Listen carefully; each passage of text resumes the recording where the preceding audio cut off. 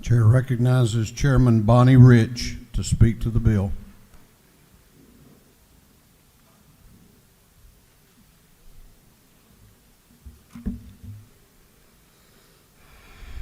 Thank you, Mr. Speaker. I come today to give a personal perspective, but before I do, I feel compelled to correct some misstatements. This bill very clearly provides that hospitals and long-term care facilities, beginning on line 85, shall not be prevented from imposing reasonable safety requirements relating to the in-person physical contact. There's nothing that this bill does not prevent that. And this bill is not written for COVID only. This bill is written in response to the best efforts that we made to respond to the pandemic, and we've learned from it.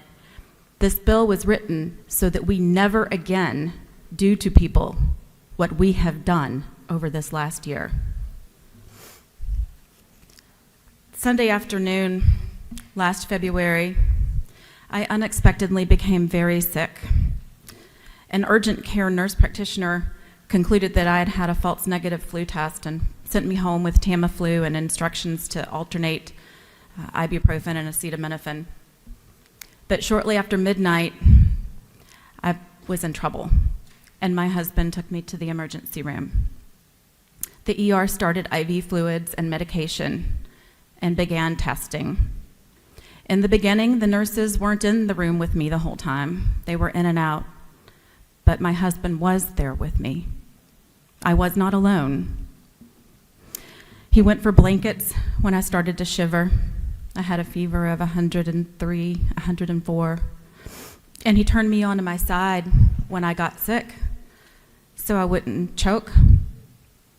He gave me ice chips for my lips. I was in a lot of pain, and breathing was becoming difficult. Over and over, he would adjust and readjust the stretcher and shift my body so that I could get into a position that I could breathe. My blood pressure dropped dangerously low, as did my blood oxygen level, and my heart rate skyrocketed. The nurses were in the room with me constantly now. There was more than one, there were a few. They were pushing medications and doing different things, but nothing that they were doing was making me any better. I was getting worse. My whole body started to shake violently. I couldn't breathe and I started to panic. I could see that the doctors and the nurses were not going to be able to help me.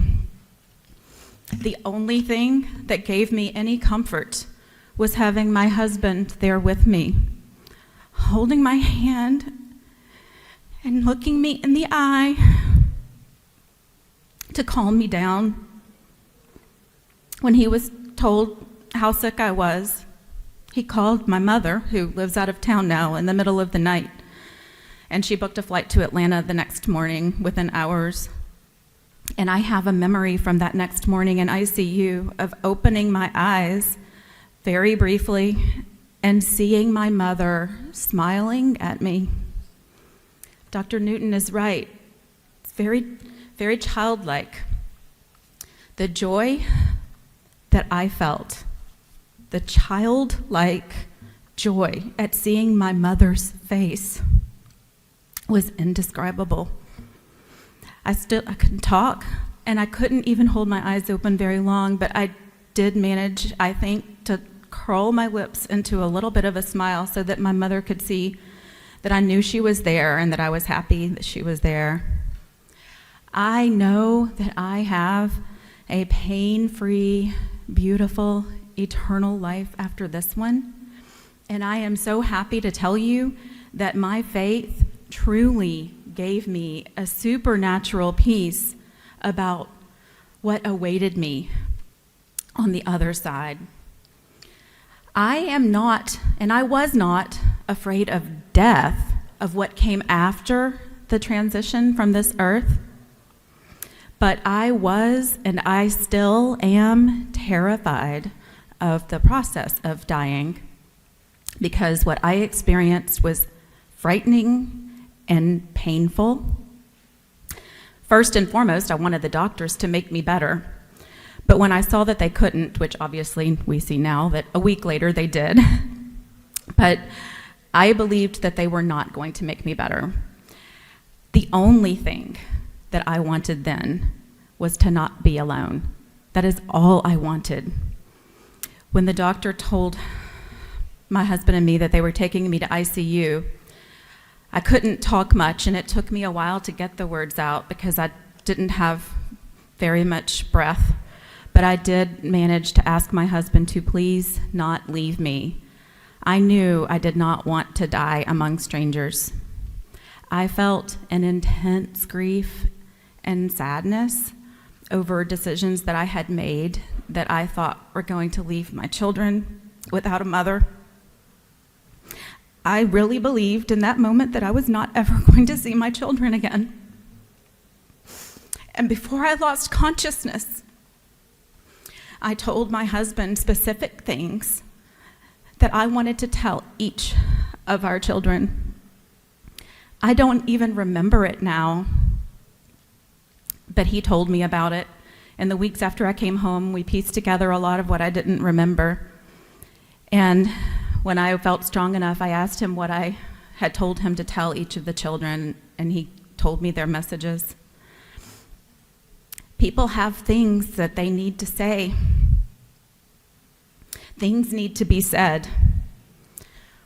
What kind of society denies this? How many people have died over this last year needing to say things to their loved ones, but were denied the opportunity? How many people have suffered physically and emotionally alone, wanting a loved one by their side to comfort them?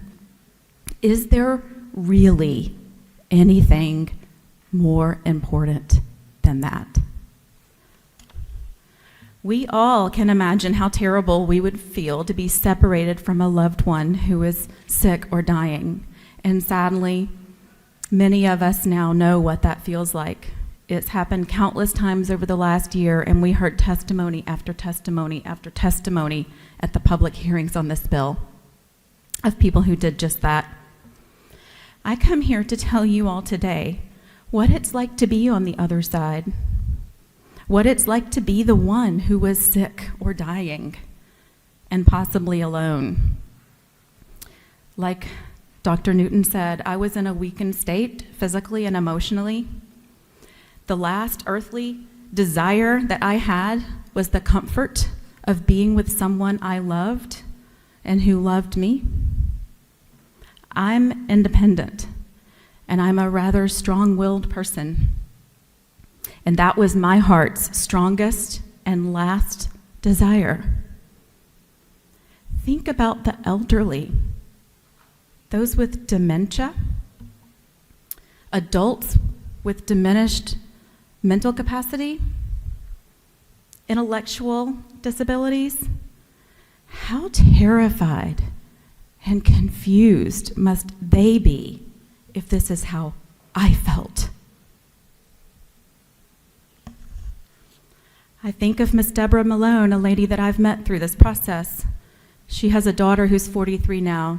When she was a young child in elementary school, she had a brain tumor. She was a normal, healthy child. She had surgery, and now it has left her daughter with the mental capacity of a 6-year-old. This lady hasn't seen her daughter in a year. Her daughter, her 43-year-old daughter, cries and asks her mother, who used to take her to the mall and visit with her daily, why she didn't come for her birthday, why she didn't come for Christmas. Think about how much people like Miss Malone's daughter need a loved one by their side.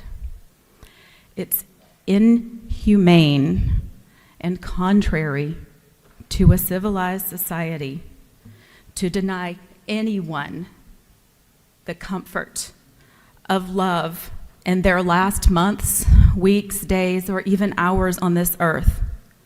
But that's what we've been doing for the last year. Our state has seen fit to allow compassion visits when one finally reaches the last hours of life, when they've become totally unconscious and incapacitated, when they have no idea that their loved one is even there, when they can't say those things that they need to say to their loved ones. That's when we let them in. That's when we decide it's safe enough that they can put on PPE and go in and visit. If it is safe enough then it is safe enough before that.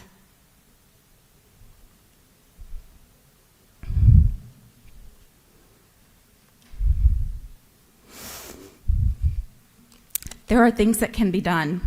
We can make this work. We're smart. We're determined. We have family members who've been begging to be let in, to be offered to test, to put on PPE, even who've been vaccinated and they've been denied access to their loved ones. Meanwhile, the employees carrying in the lunch trays and emptying the trash are allowed in the rooms all day long, even when 70% of them have refused to be vaccinated. That's wrong. That is wrong. There are reasonable protections that we can put into place to balance the public health needs with basic, decent humanity, and they're in House Bill 290 already. Don't let anybody tell you that they're not there. I helped write it. They are there. Nothing should stand in the way of your doing what you can to make this happen. Thank you, Mr. Speaker. I yield the well.